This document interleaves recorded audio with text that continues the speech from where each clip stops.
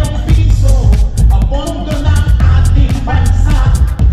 Alay namin ito, nagputol na inyong bibig, ibinulsa. Magkakain ka para sa bayan, bigyan ng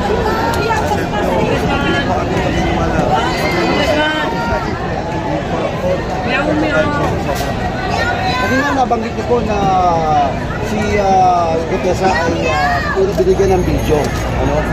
Yung po ba'y gagamitin laban po sa inyo? At gagamitin laban sa amin yun. Na pinabaliktad nila. Pero walang kaso. Sa akin, importante safe siya. Sa akin, importante makauwi siya sa kanyang pamilya. Pero yung nakikita po natin nga pahayag ni former Congressman ako Bicol Party sa Saldico na sinasabi niya na totoo nga po na nagdaan siya ng bagabagahe pera. No? Pero sa palagay po niyo, saan po tutulong itong rallying ito at ano ang end up po niyo para sa inyo? Well, sa akin, siyempre gusto ko talaga tuloy-tuloy tayo magkaisa dito. And sana, yung ating mga kababayan lumabasa ko sa atin. Basahan ko ng grabing ebidensya, basahan ko ng grabing lumalabasa. Wala pong pagbeto dyan kasi si Saldico, kasama nila eh. Kumbaga sa mga magnanakaw na akyat bahay, umakyat pa rin tayo ng bahay, kayo nagtuturuan sila ng mastermind. Malinaw na, siyempre malinaw na may nagawa. At ang Pangulo, talagang hindi ka pwede magkalugin na hindi siya mastermind. Kung hindi man siya mastermind, kasama siya sa nakawan sa puso ng bansa. Yung pong sinasabi niyo na assistant po na si ako Bicol Party, former Congressman ako Bicol Party Saldico, hawak niyo na po. Magbibigay din po ba siya ng kanyang testimonya para magpatibay doon po sa sinasabi ni Congressman? Ito magiging desisyon ng pamilya nila, pero sa tamang panahon, bago ko lalabas sila. Dahil siya talaga yung nakakalam na lahat. Bukod kay Saldico. Yes, no. Meron na tayong sound system, ha? Mas maganda kung magpalakpakan na may kasama si Karen! Yes! Hey! Hey! Pilipino! Pilipino!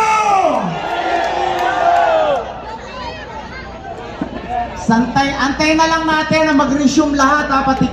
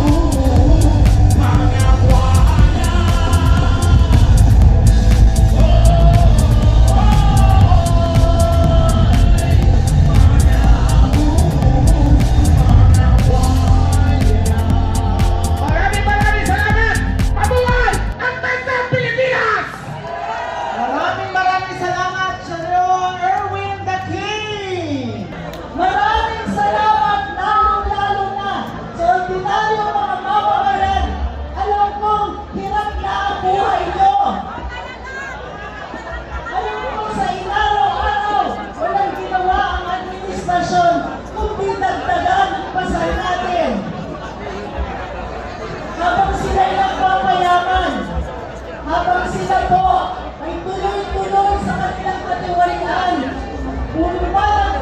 Dumalagdag ang pahirap sa bayan.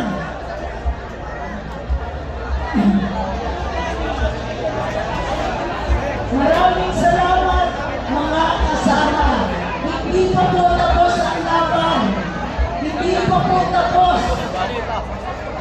Lumabas na ang katiwalian, ngunit ang ating paninindigan sa araw na ito. Huwag mong kakalimutan dahil nakilahok kayo. Naging bahagi kayo ng ating kasaysayan. Ano ang mangyayaring susunod? Ito ang kailangan natin pag-usapan. Huwag natin kakalimutan ang daing natin for transparency and accountability. Ang Pangulo natin may problema. Ang Pangulo natin may health condition. Ang Pangulo natin ay kailangan managot sa taong bayan sa tunay na estado ng kanyang pag-iisip. Yes! Kailangan ilabas niya! Ikaw ba, Mr. President, ay may kapansanan sa isip sa paggamit mo ng mga pinagbabawal ng gamot. Humihiling na tayo ng kasagutan. Be accountable! Be transparent! Kung wala yan, walang hustisya. Sa inaraw-araw, humuhuli ng mga kriminal. Pero kung ang kriminal ang mga namumuno, nasaan ang hustisya dyan? Muli, ang panawagan natin, managot siya. Sagutin niya, do you have a health issue, Mr. President? Sabi sa aking papanas, kailangan ilabas mo